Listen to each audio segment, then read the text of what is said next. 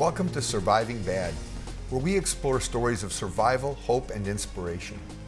Today we're joined by special guest Joan Becker. Joan's son battled mental health issues that eventually resulted in a tragic event that tore apart Iowa's Appleton-Parkersburg community. She joins us to share the learning and healing process she has experienced.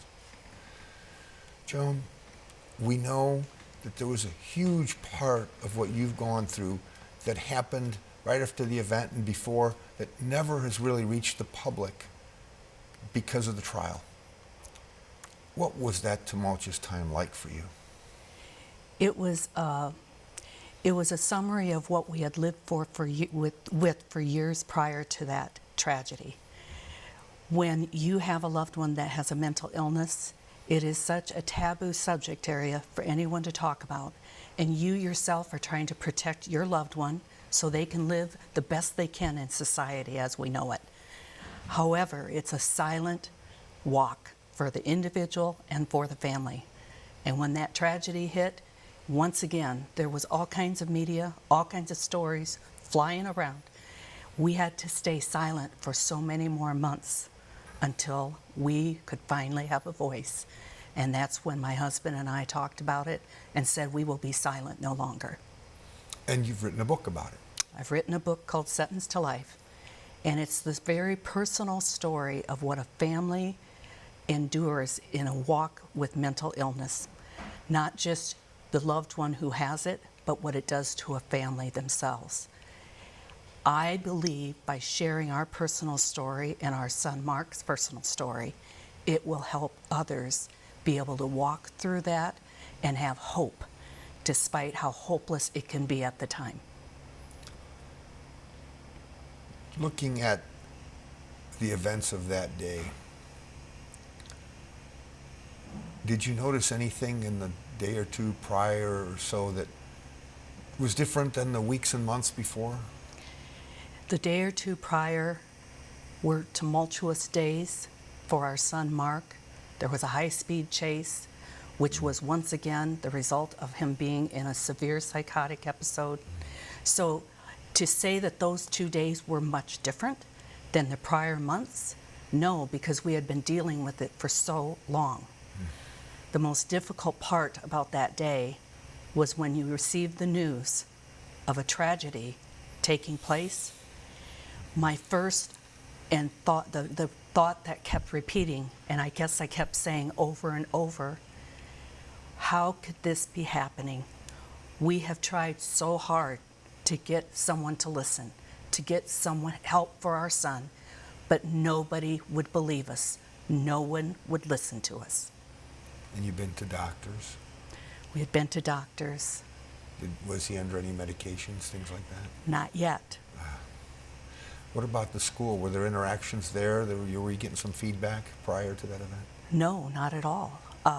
The only thing he had to do with the school, because he had already been graduated for several years, is he had actually been making an effort to go and work out and do weightlifting, often going with his younger brother, because that weight room was always open to the graduates from the AP school district.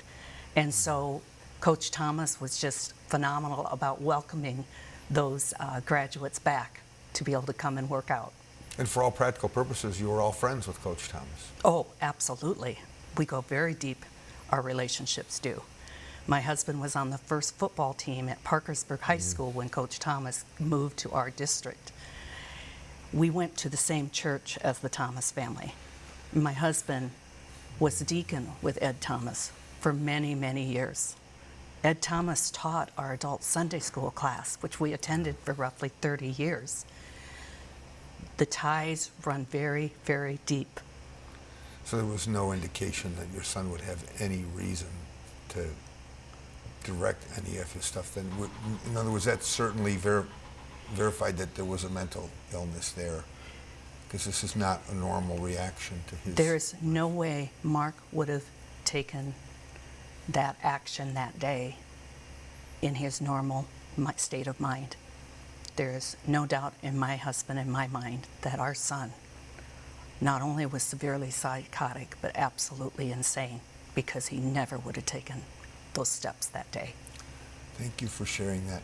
When we come back, I'd like you to share with us a little bit about your son as he was growing up. Maybe help parents understand how that process is. Thank you. Come back. Joan's going to tell her story after the break. When a daughter or a son has fallen out of your reach and become deeply in trouble, this is life-changing. We'll ask Joan to walk through her experiences with you. You don't want to miss this.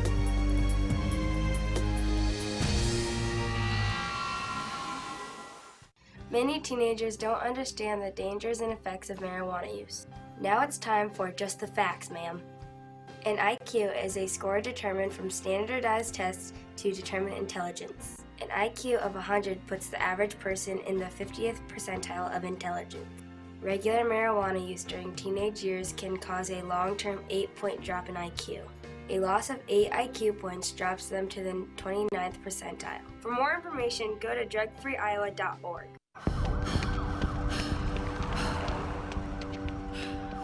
After Kylie used coke, she stopped caring about school, friends, or who she had to steal from to get more of it. The story of addiction is all too familiar, but you can change it. Sleeping in, Dad? If you or someone you know is in recovery from addiction, share your story with the partnership at drugfree.org, because your story can change someone else's. Hi, I'm Carnell. If you're like me, you spend a lot of time online, streaming shows, downloading files, and Skyping with family. That's why Mediacom recently boosted many of our internet speeds at no extra cost. We call it always faster internet because we're always improving to meet your needs. And when you combine improved speeds with hassle-free Wi-Fi, you get super fast speeds all over the house.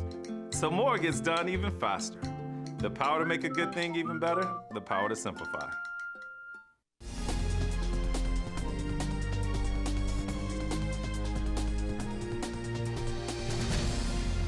Welcome back. We're joined by Joan Becker, and we're talking about the challenges she faced with her son's mental health issues. To better understand what Joan faced, when her son Mark lost control and fatally shot his former football coach 6 times in the weight room of Applington Parkersburg High School, we'll ask Joan to share the events leading up to that tragic day. Joan, now we sort of spin the time machine back to when your son was young. Tell us a little bit about, how this thing progressed for you. Mark was a very energetic, happy child growing up. He, as he got into school, into middle school, he was a leader amongst his peers. He was on the student council, out for all sports, out for band, out for vocal. He didn't act in the school plays. He was one that helped with the sets behind the scenes. He was just a typical happy-go-lucky kid.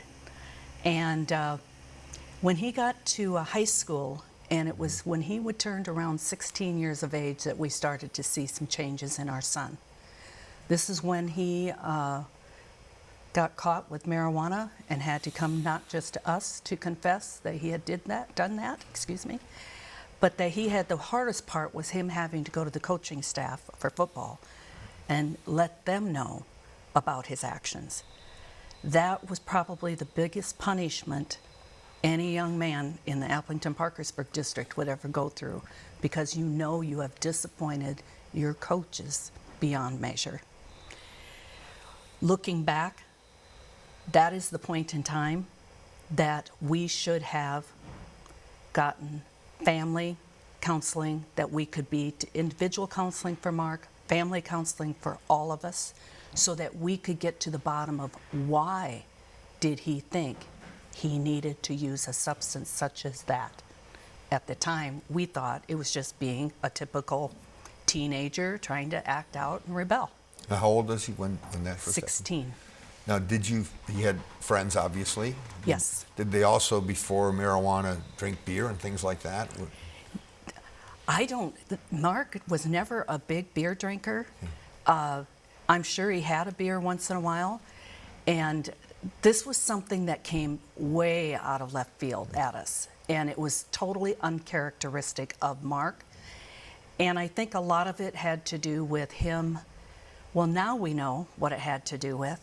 He was already trying to escape the voices that were in his head. We didn't know that at the time. How would you as a parent know that at the time? Unless you could get him to open up about it. And he was afraid to admit that that was what he was going through. So he admitted to the marijuana use? Yes. Was there any treatment or, Just the prescribed 8-week outpatient that he goes with a bunch of other people that had to do this. And it was the school's policy that he had to go, and it was just sort of him learning more about other drugs and things like that. So what happened next? He had not a perfect last 2 years of school, of high school, but he did and ended up on a really good note. But by his senior year, he was seeing a counselor on an individual basis, setting goals for himself, accomplishing those goals. We saw great growth in our son that senior year. He really seemed to be at peace more with himself.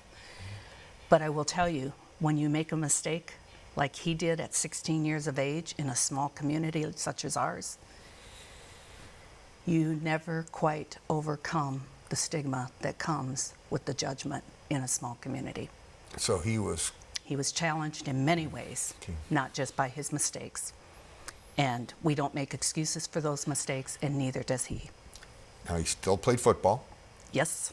Mm-hmm. Okay. And he got decent grades? He got decent grades, yes. Friends, so for all practical purposes, a normal-looking life. Absolutely. That Absolutely. you and your husband were proud of. That's right. So then he got out of high school.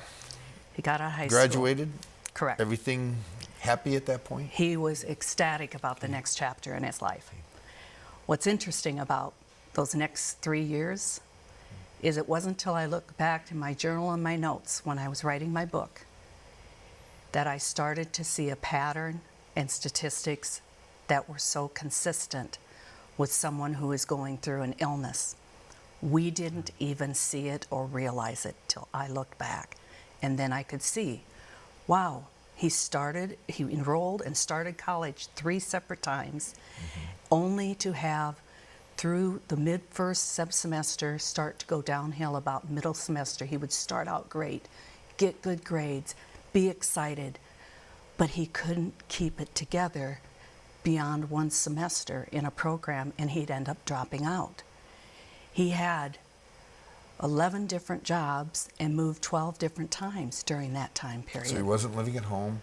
He did. Every other time he moved was come back home because there was a support system there, and he wanted his family's support. He struggled with some heavy drug use during those years. There were 2 particular phases in those years that we know our son was struggling with some heavy drug use. The first time he ended up in the hospital with bacteria infection. He wasn't taking care of himself, terribly sick, came back home, healed back up. The next time it happened, he called us up and said, I don't want to live this way. I know it's wrong. I know it's not helping me. Can I come home and get your support? And we always did that. We supported him. And that was sort of when we're going to reach the idea that the system might start to begin to fail him. Thank you very much for sharing. Yes. When we come back from the break, we'll talk about mental health and the signs you need to watch out for in your children and loved ones. Stay with us. You don't want to miss this.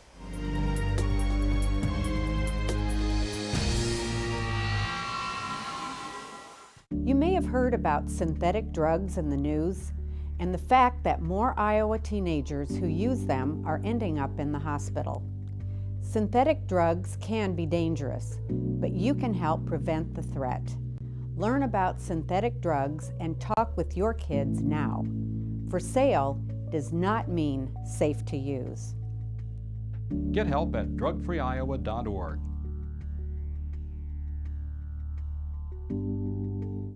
Thousands of businesses have switched to Mediacom Business for fast and reliable internet, unlimited nationwide calling, and popular TV channels with sports package upgrades. And now, with our new business mobile data, they stay connected on the go.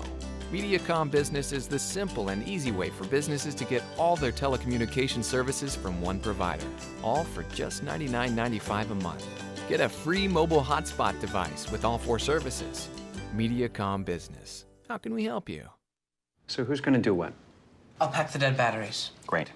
I'll only put what I don't need into a duffel bag. Perfect. That's totally unhelpful. No problem. Meanwhile, I will try to comfort everyone by speaking in a calm voice. And who is going to handle supplies? I can forget to do a list for us. Thanks, pal. We couldn't be any less prepared. I'm proud of you guys. Talk to your kids about who to call, where to meet, what to pack. Visit ready.gov/kids for tips and information.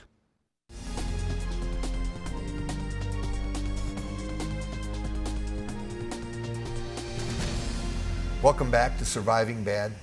We're taking a look at Joan's experience with her son's mental health issues that eventually landed him in prison, and some of the critical signs that she encountered.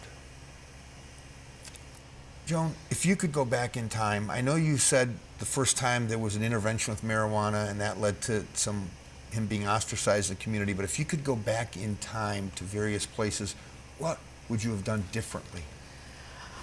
I don't often say I should have done this, but I will admit that looking back now over the years after Mark got out of high school, we tried many doctors, many places to try and get to the bottom of our son's illness. Unfortunately, HIPAA prevented us from being a real part of that because of his age.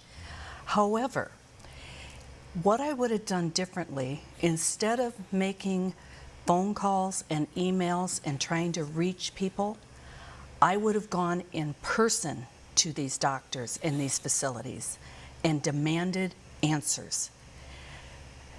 The problem is oftentimes these providers of individuals who are working with those people with mental illness, they hide behind the HIPAA law.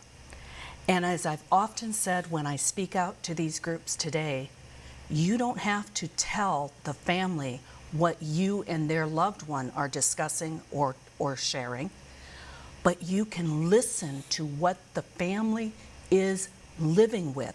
Listen to their story. Listen to what's happening in their home 24/7.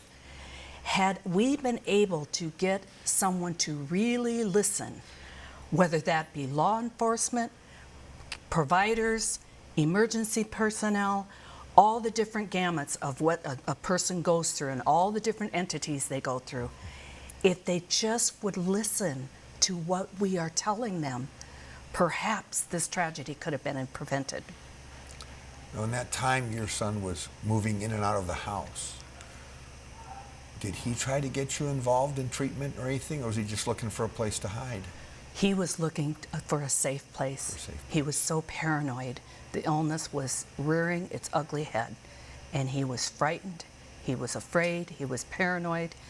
Dave and I had taken to sleeping with him and being by him. He was on the couch upstairs, and we had to stay there with him because he was so afraid of the attacks that were real to him during his psychosis. That is what's so difficult is, no, he didn't want us, but he allowed us to take him to his appointments, but we didn't know there was a form that he could have signed for us to be a part of it. So that was naivety on our part because we weren't aware of that. But no hospital or doctor brought that to our attention either. And Mark wasn't about to because there was a lot of anger through the years. Committals aren't a fun thing. They're horrific. But then your loved one's very angry with you. But when you know that they're a danger to themselves or to you, you have to take that action. Now, were you able to talk about his experience in high school and make any correlations with the emergence of these mental health problems and that original event with the marijuana? Well, you know, it's been almost 8 years, and we have watched Mark grow to coming to terms with admitting that he has a brain disease and him trying to come to terms with all of these years. Not only does he and share with us now that in high school the voices were getting to be quite prevalent, he also shared with us, he said, "Mom, from the day I remember existing, I've heard voices." So just think, if somehow, some way, I know some schools are starting, much to the resistance of a lot of parents, but some schools are starting some initial brain health assessments. You know, they test the eyes, they test the hearing. Is there a reason they can't test that brain health at a young age? Just think if we could start identifying these illnesses at a younger age when children might be more open to speaking about what's going on in their mind. They get older and they're scared to admit that there's voices going on. It is a tough experience. How about you as a parent? I mean, eventually he went to prison. Are you seeing the treatment he needs now happening? We are very blessed here in the state of Iowa. Mark is receiving what we begged for years: a psychologist, a psychiatrist, a treatment plan, medication. That's all we asked for so many years. Why did it take a tragedy to get him the help that he so desperately needed? That is a great point. Thank you for sharing, and we'll see you after the break. We're going to invite Joan back and get closer to home, asking her to share ideas and advice she feels can help you better understand mental health issues and maybe save the life of someone you love. We'll see you after the break.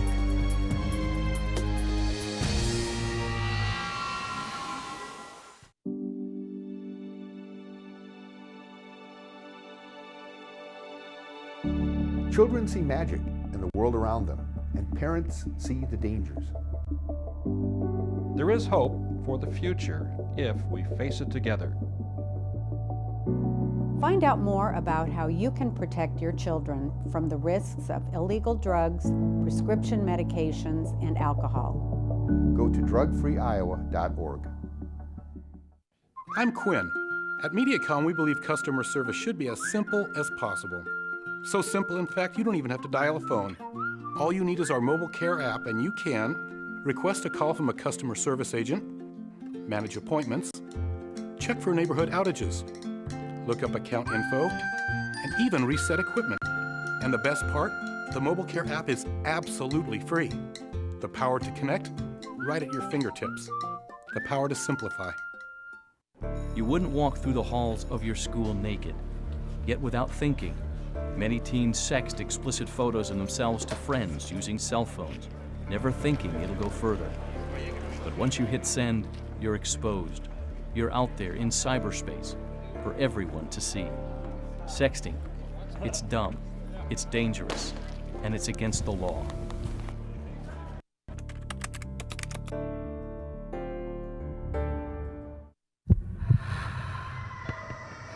Watching your sister go through withdrawal is the last thing you expect to do. You hope she gets past it, but worry she'll relapse. The story of addiction is all too familiar, but you can change it. That's 2 out of 3. If you or someone you know is in recovery from addiction, share your story with the partnership at drugfree.org, because your story can change someone else's.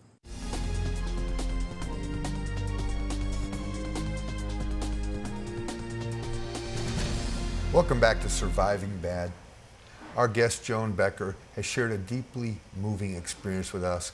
Now we're asking her to share some ideas and advice. Pay close attention. It could make a difference in your life. Joan, you have reasons that you're doing the things you're doing and sharing your story with people. Some of them are some very, very important statistics. Would you like to share them with us? Absolutely. This is such a silent, lonely walk for individuals and families. And so I am in a position to be able to have a voice and to be able to share information. And the reason I do it, mental illnesses are biologically based brain diseases. They're more common than cancer, heart disease, diabetes, and arthritis. So why is it that Iowa ranks 44th for the available mental health personnel in the workforce? Why do we rank 47th for the number of psychiatrists? Why do we rank 47th for the number of psychologists? Why do we rank 51st in the number of psychiatric beds? and why were we one of 12 states that decreased mental health funding last year?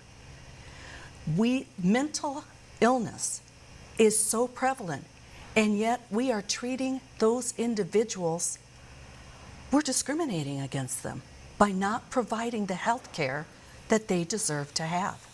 Even though in 2008, the federal government passed parity for people to receive treatment just as a medical illness would receive, but we're still fighting that battle today. When you're out talking to parents, what are you finding from reaching out to them? Are many people hitting these barriers? Many people are hitting these barriers. And one thing I will tell you, by sharing our story, I've heard the success stories come back. They contact me and they say, Joan, I read your book and I really I got hope again. And you talked about at this speaking event, you said, don't let those doors be closed in your face. Break those doors down. We're doing that. We're not giving up. And we are getting help for our loved one. That is what it's about. So you really push an aggressive stance. If something happens with your child where it's traumatic, or you can sense that it might be difficult putting yourself in their shoes, you say you should be extremely proactive as a parent. You have to be. You have to be. Because if you are not their voice, they don't have a voice. You have to stand firm, you have to stand strong, and you can't give up. You keep looking and looking and looking until somebody opens the door and they can help your loved one. Any place or organizations where you can recommend people look if they need help? I always point them to NAMI first, National Alliance for Mental Illness. This organization cannot treat individuals. However, they can educate families on what it is that their mental illness is and is not. They have peer-to-peer programs for individuals with mental illness. But most importantly, they know where to point individuals to go and get their foot in the door to try and get some help for their loved one. Thank you very much for sharing your story and the referral to NAMI, N-A-M-I, if you need help. And thank you for joining us today, and keep your eye on Mediacom for our next episode where we explore Iowa's stories of survival, hope, and inspiration. Only on Surviving Bad on Mediacom MC22, your local programming leader.